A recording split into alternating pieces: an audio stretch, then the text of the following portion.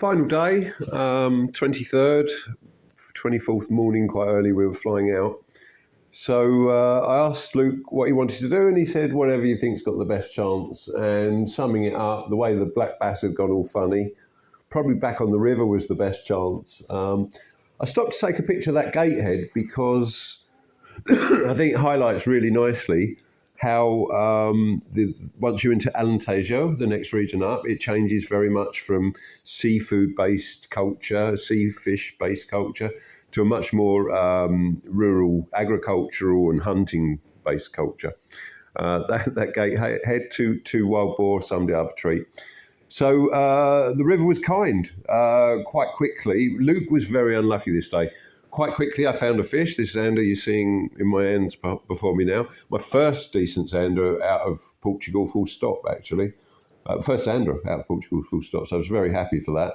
Always heard of them being there, and today they decided to be there. There was some pin fry. Luke noticed some pin fry on the edge. Could be enough to hold them there. Because they were sort of fairly school fish, I went and fished a different bit, put Luke in on that spot, and then hooked one in the different bit. This one here, slightly smaller fish, less fat anyway. Beautiful. Actually fought really well. His zander aren't great fighters. They're not barbel. They don't scream line off. But yeah, they did all right. And I mentioned the guide, Russell, with guardianafishing.com.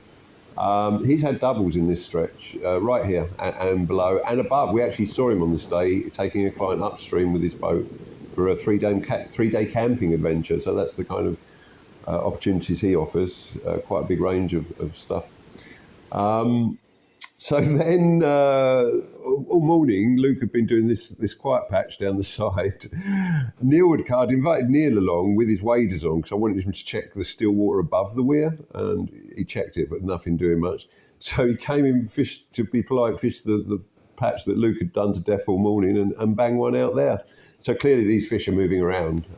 It's more about attrition fishing in likely areas, and I'm sure they'll come along. I'm very excited to get back for these next year. I do feel January will fish better for everything, just because actually warmer water. You're still not got the cold weather starts in January. We might be scraping frost, but that's a bonus as well. We're used to that weather. Those old boys on the end of the breakwater yesterday, they're not, so we won't see them so often. They'll wait till it warms up. And that was all the fishing done. We went back, we had a lovely meal in Tapas Chilendas, our favourite tapas bar, again, Luke's choice.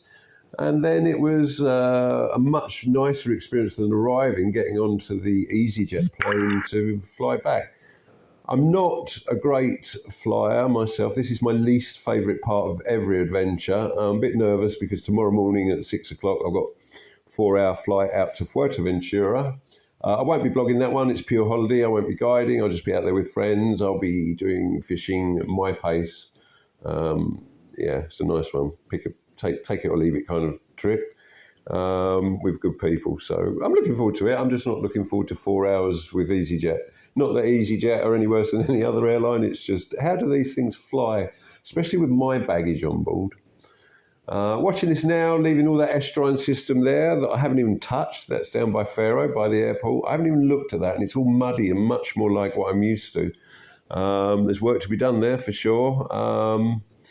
Lots to be done in Portugal, really. And already I'm missing it, and I can't wait to get back to 2024.